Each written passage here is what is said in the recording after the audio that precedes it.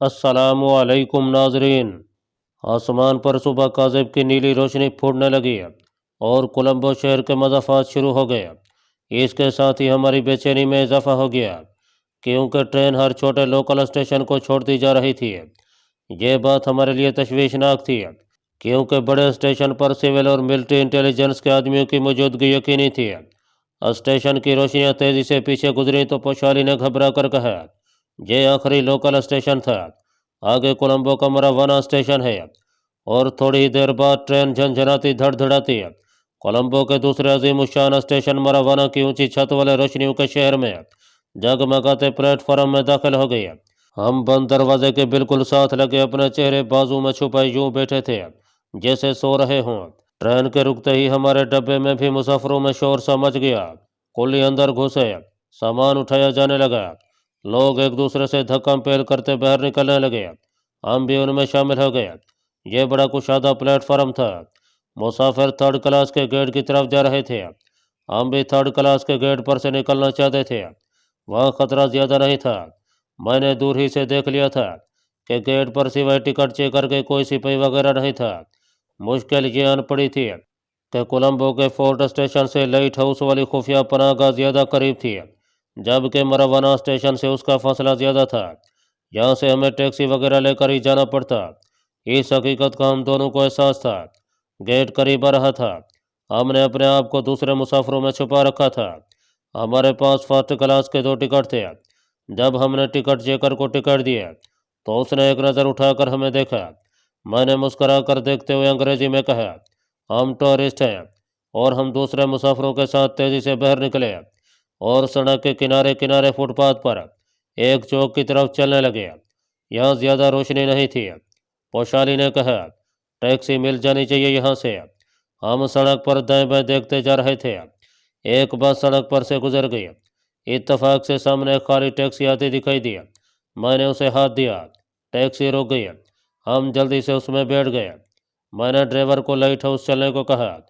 Taxi Colombo की खूबसूरत कुशादा सड़कों पर दौड़ने लगी। ट्रैफिक न होने के बराबर थी। ऊंचे ऊंचे फ्लैटों में रोशनियां अभी तक जल रही थीं। टैक्सी कई सड़कों पर से गुजरती हुई आखिर उस बड़ी सड़क पर आ गई जो लाइट हाउस जाती थी। मैं और पोशाली पिछले नशिस्तों पर बैठे थे। थोड़ी थोड़ी देर बाद हम पीछे सड़क पर देख लेते कि कोई गाड़ी हमारे ताक़ुब में तो नहीं आ रही। ऐसी कोई बात नहीं थी। दूर से लाइट हाउस की रोशनी नजर आने लगी। यह गोल रोशनी घूमकर हमारे ऊपर से गुजर जाती थी।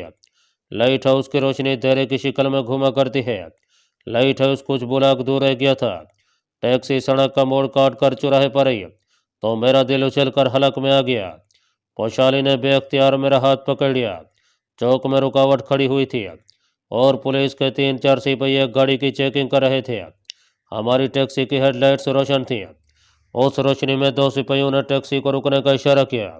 दोनों सिपाहियों ने कंधों से मशीन गन लटका रखी थी। हम अचानक मौत के मुंह में पहुंच गए थे। पोशाली ने अपना सर नीचे कर लिया। टैक्सी ड्राइवर ने ब्रेक लगा दिए। मैंने उसे तमिल में कहा, गाड़ी पीछे मोड़। मगर इतनी देर में दोनों सिपाही हम तक पहुंच चुके थे। उन्होंने झुक कर देखा और ड्राइवर से सनहारी में कुछ कहा। टैक्सी ड्राइवर ने इंजन स्टार्ट किया और गाड़ी नीचे उतार ली। मेरी नज़रें सिपाहियों पर जमी हुई थी।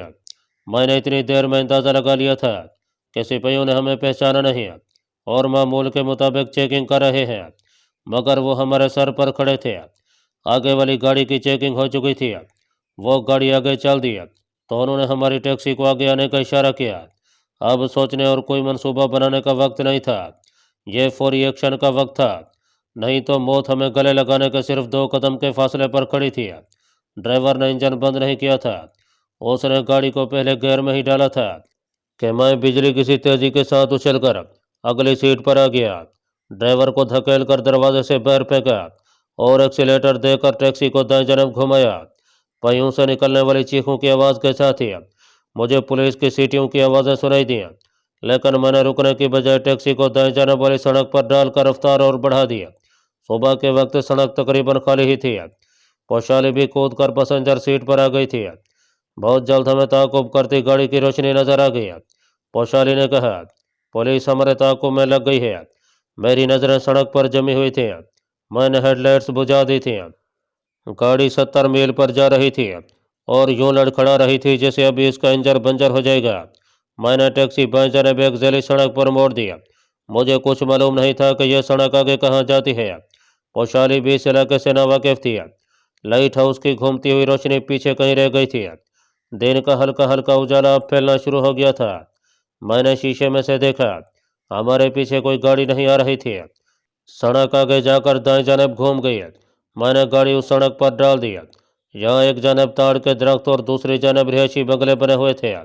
सड़क से संगरेजे उड़ उड़ कर गोलियों की तरह गाड़ी के नीचे टकरा रहे थे। मुझे डर था कि कहीं गाड़ी का इंजन न फट जाए। यह पुरानी गाड़ी थी। इंजन से अजीब किस्म की आवाज़ें आनी शुरू हो गई थीं। मैंने रफ्तार कम कर दिया और गाड़ी बंगलों के दरमियान वाली एक छोटी सड़क पर डाल दिया। पोशाली ने चीख कर कहा, यह तुमने क्या किया? आगे सड़क बंद है। गाड़ी बंगलों के दरमियान वाली सड़क पर 25-30 मील की रफ्तार पर जा रही थी। अचानक सामने एक दीवार आ गई जिस पर जंगली बेल चढ़ी हुई थी। मैंने फौरन ब्रेक लगाया। गाड़ी दीवार से टकराते टकराते बची और एक धचके से रुक गई। हम तेजी से दरवाज़ा खोलकर बाहर निकले। पीछे देखा तो पुलिस की एक जीप हमारी तरफ बढ़ रही थी। हमें और तो कुछ न सूझा। सामने एक कोठी का गेट खुला था। हम उसमें घुस गए। हमें पुलिस की जीप के एकदम रुकने और सिपाहियों की आवाज़ें सुनाई दी। मेरा ख्याल था कि हम इस कोठी के अगबी सैन की दीवार फांद कर दूसरी जानब कूद जाएंगे और फिर वहां से किसी दूसरी सड़क पर निकल जाएंगे। मगर बदकिस्मती देखिए कि कोठी में जिस तरफ हम दौड़े वहां आगे गैराज आ गया जिसका दरवाज़ा बंद था। पुलिस की आवाज़ें हमारे करीब आ रही थीं। हमने एक छोटा सा कभी दरवाज़ा देखा जो कोठी के अंदर जाता था। वो खुला था। मैं और पोशाली लपे कर अंदर घुस गया और दरवाज़ा बंद करके कुंडी लगा दिया। सामने एक तंग राहदारी थी जिसके फर्श पर कलीन बिछा था।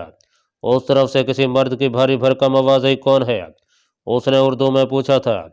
मैंने पोशाली से सरगोशी में कहा, अब जो होगा देखा जाएगा, मेरे साथ हो। मैं उसे लेकर राहदारी में आ गया। सामने एक कमरे के दरवाजे पर पर्दा लटक रहा था। मैंने जल्दी से पर्दा हटाया। सामने एक सुर्ख व सफ़ेद रंगत वाला पक्की उम्र का भारी भरकम बुजुर्ग है, सर पर रुमाल डाले धोती और बनियान में मलबूस है, जाए नमाज पर कुरान शरीफ खोले बैठा था। उसका रुख पर्दे की तरफ ही था।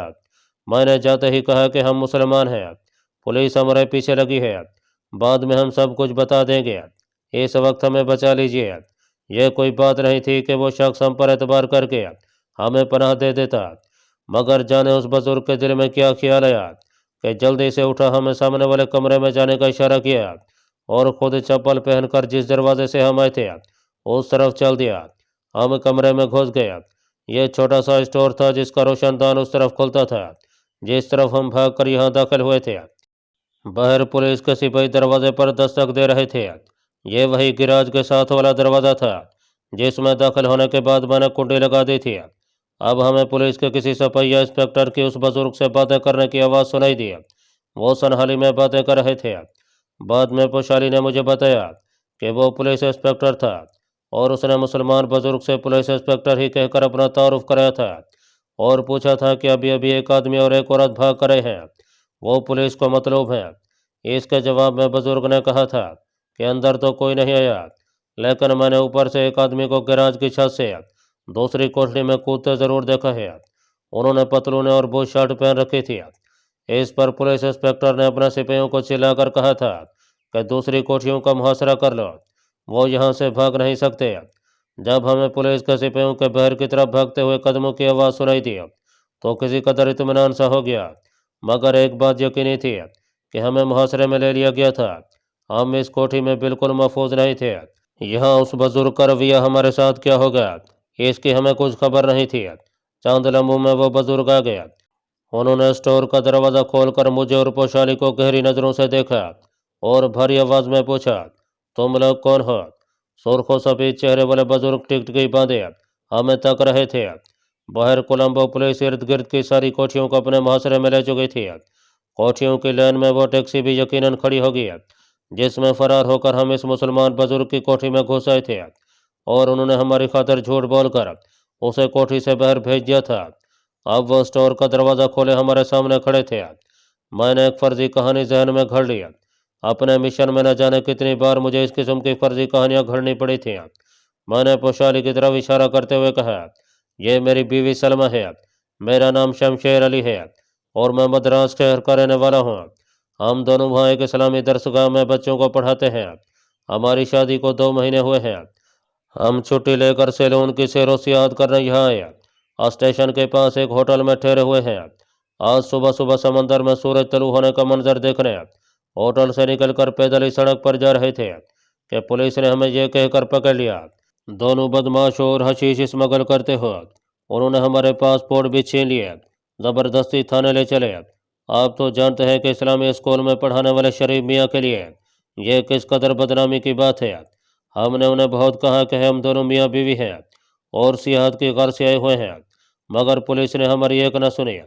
بس یہاں چوک میں ہمیں موقع مل گیا، ایک ٹیکسی خالی کھڑی تھی، ہم اس میں بیٹھ کر بھاگ نکلے، لیکن آگے گلی بند تھی۔ کیا کرتے آپ کی کوٹھی میں گھسے، خدا نے ہماری مدد کی اور آپ نے ہمیں پولیس سے بچا لیا۔ یہ ہماری درد بھری کہانی ہے۔ یہ ساری فرضی کہانی میں نے تامل زبان میں بیان کی تھی، چونکہ بیچ میں مسلمان بزرگ آہستہ آہستہ سر ہلاتے جا رہے تھے، اس لیے مجھے ثبوت مل گیا کہ وہ تامل زبان سمجھتے ہیں۔ میری کہانی سننے کے بعد وہیں ہمیں کوٹھی کے ایک کمرے میں لے آئے، جہاں 2 پلنگ بچھے تھے، ایک صوفہ سیٹ بھی پڑا تھا۔ انہوں نے ہمیں بیٹھنے کا اشارہ کیا اور باہر نکلتے ہوئے تامل زبان میں کہا، تم لوگ یہاں بیٹھو، میں ابھی آتا ہوں۔ جب وہ بزرگ چلے گئے تو پوشالی مضطرب لہجے میں بولی، کہیں یہ شخص پولیس کو خبر کرنے تو نہیں گیا؟ میں نے کہا، اگر اسے پولیس ہی کو اطلاع دینی ہوتی تو ہمیں پولیس سے کیوں بچاتا؟ میرا دل کہتا ہے کہ اس نے ہماری فرضی کہانی کو سچ سمجھا ہے۔ دیکھو کیا ہوتا ہے، ہم یہاں سے نکل بھی تو نہیں سکتے، باہر چپے چپے پر پولیس ہے۔ پولیس نے اپنی مدد کے لیے تازہ نفری بھی منگوا لی ہوگی۔ پوشالی نے مایوسی سے سر جھکا لیا۔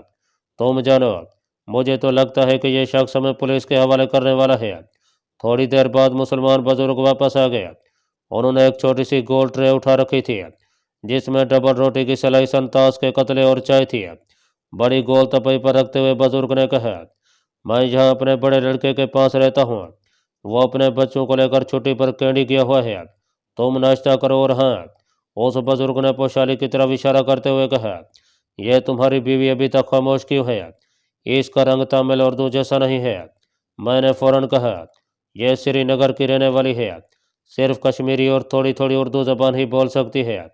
پوشالی نے بزرگ کی طرف دیکھ کر خالص مشرقی انداز میں اداب کیا اور ٹوٹی پھوٹی اردو میں بولی، میں نے تھوڑی تھوڑی اردو سیکھ لی ہے۔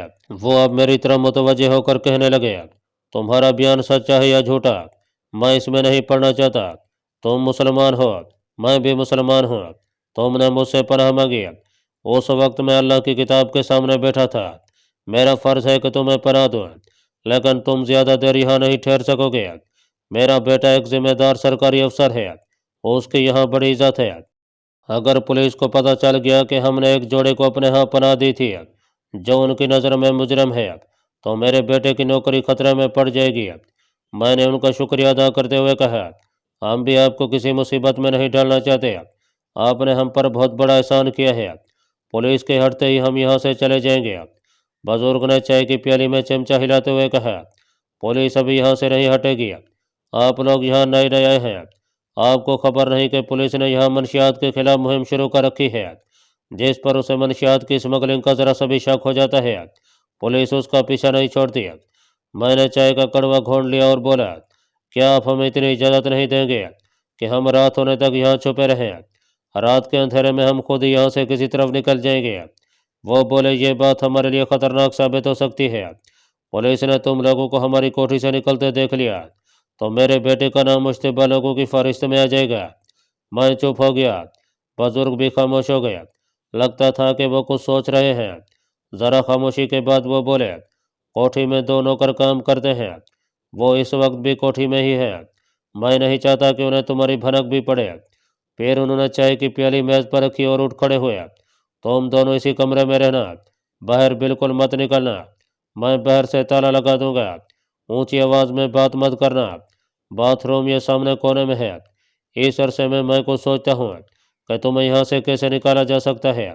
وہ چلے گئے تو پوشالی نے میری طرف دیکھا، میں نے آہستہ سے کہا، فکر نہ کرو، سب ٹھیک ہو جائے گا، یہ شخص جانتدار اور سچا مسلمان ہے۔ چند لمحوں کے بعد دروازے پر تالا لگانے کی آواز آئی، मैंने कमरे का जायजा लिया। उसमें कोई खिड़की नहीं थी। ऊपर दीवार के साथ 2 रोशनदान ही थे जिनसे ताज़ा हवा अंदर आ रही थी। हमने मज़े से नाश्ता किया और सरगोशियों में बातें करने लगे। फिर हम बारी बारी गुस्ल करके ताज़ा दम हो गए। दोपहर में बाहर दरवाजे का ताला खुलने की आवाज़ आई। वही बुजुर्ग अंदर है। कहने लगे, मैंने दोनों नौकरों को मार्केट से कुछ चीज़ें खरीदने के लिए बाहर भेज दिया है। वो 1 घंटे से पहले नहीं आएंगे। आओ दूसरे कमरे में चलकर खाना खा लो। दूसरे कमरे में मेज़ पर खाना लगा हुआ था। बड़ा पुरतकल्लुफ़ खाना था। चावल, मछली का सालन और मछली ही के कबाब भी थे। हमने मज़े से खाया। खाने पर उस बुजुर्ग ने बताया कि वो बदायूं के रहने वाले हैं। उनके बेटे ने कोलंबो में एक सनहाली औरत से शादी कर ली थी और फिर यहीं आबाद हो गया। अब वो साल में 6 माह बदायूं से अपने बेटे के पास आकर गुजारते थे। मैंने एक बार फिर शुक्रिया अदा करते हुए कहा, ये मेरी खुशकिस्मती है कि आपने मुझ पर एतबार किया और मुझे वो नहीं समझा जो पुलिस समझ रही थी। वो बोले, दिलों का हाल सिर्फ अल्लाह ही जानता है। मैंने तुम दोनों को सिर्फ मुसलमान समझकर पनाह दी है। हो सकता है कि अगर मैं उस वक्त कुरान शरीफ ना पढ़ रहा होता तो तुम्हारे बारे में कोई दूसरा फैसला करता, लेकिन अब तुम मेरी पनाह में हो और मैं तुम्हें किसी ऐसे तरीके से यहाँ से निकालूंगा कि कम अज़ कम इस इलाके में पुलिस तुम्हें नहीं पकड़ सकेगी। लेकिन इसके एवज में तुमसे सिर्फ एक बात चाहूँगा, और वो ये कि अगर खुदा न खास्ता तुम पुलिस के हत्थे चढ़ जाओ तो किसी सूरत में भी इस कोठी का नाम ना लेना। मैंने उन्हें यकीन दिलाया कि अगर ऐसी बात हो गई तो मैं हर किस्म का पुलिस तशद्दुद बर्दाश्त कर लूँगा, मगर उनका जिक्र हरगज नहीं करूँगा। खाने के बाद उन्होंने एक बार फिर हमें बेडरूम में पहुँचा दिया। वापस जाते हुए कहने लगे, दोनों नौकर रात को चले जाते हैं, इसके बाद तो मैं यहाँ से निकालने की कोशिश करूँगा। मैं एक बार फिर बाहर से ताला लगा रहा हूँ क्योंकि नौकर आने वाले हैं। रात को नौकर 9 बजे चले जाएंगे, इसके बाद तुम्हारे पास आऊँगा। यह कहकर बुजुर्ग चले गए और उन्होंने दरवाज़ा बंद करके बाहर ताला लगा दिया। हमने पेट भरकर खाना खा लिया था, इसलिए नींद आ गई। आँख खोली तो दीवार पर लगी हुई घड़ी शाम के 5 बजा रही थी। हमने उठकर मुंह हाथ धोया और वक्त गुजारने के लिए चांद का प्लान की बाजियाबी के बारे में गुफ्तगू करने लगे। वक्त आहिस्ता आहिस्ता गुजरता जा रहा था, जिसकी वजह से कुछ पता नहीं चल रहा था कि क्या वक्त हुआ है। दो एक बार हमें बाहर से अपने मौसन बुजुर्ग और नौकरों की आवाज़ें भी सुनाई दी। थोड़ी देर बाद गाने की धीमी धीमी आवाज़ आने लगी। थोड़ी देर बाद ये आवाज़ बंद हो गई। हम दोनों तरीक कमरे में चुपचाप बैठे 9 बजने का इंतज़ार कर रहे थे। सारी कोठी में खामोशी छा गई। दरवाज़ा खुला, राहदारी में जलते बल्ब की धीमी रोशनी कमरे में दाखिल हो गई। मुसलमान बुजुर्ग कमरे में खड़े थे। उन्होंने अंदर आते ही दीवार पर बटन दबाकर कमरे की बत्ती रोशन कर दिया। दूसरे कमरे में आकर खाना खा लो। वो हमें अपने साथ दूसरे कमरे में ले गए। मेज़ पर खाना सजा दिया गया था। हम खाना खाने बैठ गए। वो कहने लगे, पुलिस ने सारे इलाके को घेरे में लेकर एक एक कोठी की तलाशी ली। मुझसे मोहल्ले के कुछ लोग मिलने भी आए थे कि पुलिस के सिलसिले में तलाशियां ले रही है। मैंने कहा, भाई मुझे कुछ मालूम नहीं। कहते हैं कि कोई स्मगलर फरार हो गया है। तुम्हारी टैक्सी वो पुलिस स्टेशन ले गए हैं, लेकिन मुझसे पूछने फिर कोई नहीं आया। मैंने ममनूनियत का इजहार किया तो वो बोले, इसकी ज़रूरत नहीं। मैंने तुम्हें निकलने का यहाँ से एक ही तरीका सोचा है, लेकिन पहले ये बताओ कि तुम कहाँ जाओगे। अगर होटल में गए तो पुलिस मुमकिन है पहले से वहाँ मौजूद हो। यहाँ से बावर्दी पुलिस तो जा चुकी है, लेकिन मेरा ख्याल है कि सीआईडी के 2 एक आदमी चौक में इलाके की ज़रूर निगरानी कर रहे होंगे। मैंने कहा, मोहतरम आप हमें किसी तरीके से यहाँ निकाल दें, आगे हम खुद संभाल लेंगे। वो ज़रा तुर्श लहजे में बोले, मगर बंदा खुदा तुम जाओगे कहाँ। मैंने कहा, क्या आप हमें लाइट हाउस के करीब किसी जगह पहुँचा सकते हैं। क्यों नहीं। उन्होंने कहा, लेकिन वहाँ तुम किसके पास जाओगे। मैंने यूं ही कह दिया, वहाँ हमारे शहर का एक जानने वाला रहता है, हम उसके पास चले जाएंगे। वो रात को हमें किसी गाड़ी में बिठाकर जाफना की तरफ रवाना कर देगा। ठीक है। मुसलमान बुजुर्ग ने खाना खाते हुए इस बात में सर हिलाया। बाद में उन्होंने हमें तरीकाकार बताया। मैंने इस मामले पर बड़ा गौर किया, लेकिन एक ही नतीजे पर पहुंचा हूँ कि मुझे खुद ही तुम्हें यहाँ से ले जाना होगा। तुम मेरी गाड़ी की पिछली नशिस्तों पर कंबलों के नीचे छुप जाना। पैदल जाने की सूरत में मुझे डर है कि पुलिस तुम्हें पकड़ लेगी। इस वक्त हम वहाँ से किसी न किसी तरह निकल जाना चाहते थे, क्योंकि हम बहरहाल खतरे के इलाके में थे। अगर पुलिस को शक हो जाता तो हमारा गिरफ्तार हो जाना यकीनी था। मैंने फ़ौरन इस तजवीज़ को मंजूर कर लिया। मुसलमान बुजुर्ग ने कलाई पर बंधी हुई घड़ी की तरफ देख कर कहा, हम पूरे 11 बजे यहाँ से निकलेंगे। जब 11 बजे तो हमारे मौसन बुजुर्ग ने हमें साथ लिया और बाहर गिराज में ले आए, जहाँ एक छोटी गाड़ी खड़ी थी जिसके पिछले निश्चितों पर कंबलों का ढेर लगा हुआ था। बुजुर्ग ने ऐसा से कहा, इन कंबलों के नीचे घुसकर अपने आप को अच्छी तरह से छुपा लो। यह इलाका गुजर जाए तो फिर मुंह बाहर निकाल लेना। हमने ऐसा ही किया। गाड़ी स्टार्ट हुई और फिर वो आहिस्ता आहिस्ता खिसकती गिराज से निकल गई। हम कंबलों के नीचे इस तरह गठड़ियाँ बनकर पड़े थे कि पोशाली का मुंह मेरे एक कान के बिल्कुल साथ लगा हुआ था। हमारा सफ़र खासा तवील साबित हुआ, लेकिन रास्ते में कोई गैर मामूली बात नहीं हुई। गाड़ी रुक गई। मुसलमान बुजुर्ग की आवाज़ आई, अब तुम बाहर निकल सकते हो। हम कंबल हटाकर बाहर निकले। जिस जगह गाड़ी खड़ी थी वो साहिल समंदर का इलाका था। यह लवनिया बीच का आखिरी किनारा है। मैं यहाँ तक ही तुम्हें ला सकता था, इससे ज़्यादा मैं तुम्हारी मदद करने से माजूर हूँ। मैंने उनका शुक्रिया अदा करते हुए कहा, हम आपका एहसान कभी नहीं भूलेंगे। सिर्फ इतना ही बता दीजिए कि लाइट हाउस वाली सड़क यहाँ से किस तरफ है, क्योंकि वहाँ से हमें अपना होटल नज़दीक पड़ेगा। मुसलमान बुजुर्ग ने दूर नारियल के झुंड की तरफ इशारा किया। हम गाड़ी से बाहर निकले। हमने एक बार फिर उनका शुक्रिया अदा किया। मुसलमान बुजुर्ग ज़रा सा मुस्कराए और बोले, अगर तुम मुझे बता भी देते कि तुम्हारा ताल्लुक पाकिस्तान से है, तब भी पुलिस को कभी इतला न करता। तुम्हें देखते और तुम्हारी बोलचाल सुनते ही मैं समझ गया था कि तुम पाकिस्तानी हो और पाकिस्तान से यहाँ के मुसलमान किस दर्जा प्यार करते हैं, इसका अंदाज़ा तुम्हें मेरे रवैये से हो गया होगा। अल्लाह तुम्हें अपनी हिफाजत में रखे।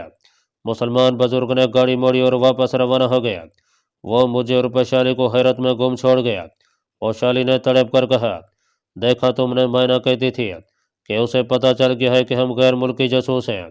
मैंने वैशाली की तरफ चेहरा उठाकर कहा, वैशाली तुमने ये भी देख लिया होगा कि ये सब कुछ मालूम होने के बावजूद उस बुजुर्ग ने हमें अपने पास रखने और फिर आधी रात के अंधेरे में यहाँ तक पहुँचाने का खतरा मोल लिया। आखिर क्यों? मैं इसलिए कि यहाँ के मुसलमान भी पाकिस्तान से बेलौस प्यार करते हैं। पाकिस्तान को ये लोग भी हमारी और दूसरे मुसलमान मुल्कों की तरह इस्लाम का नाकाबिल शिकस्त कला समझते हैं, इसलिए कि पाकिस्तान इस्लाम के नाम पर बना है और यहीं से इस्लाम की नशात सानिया का आगाज़ होगा।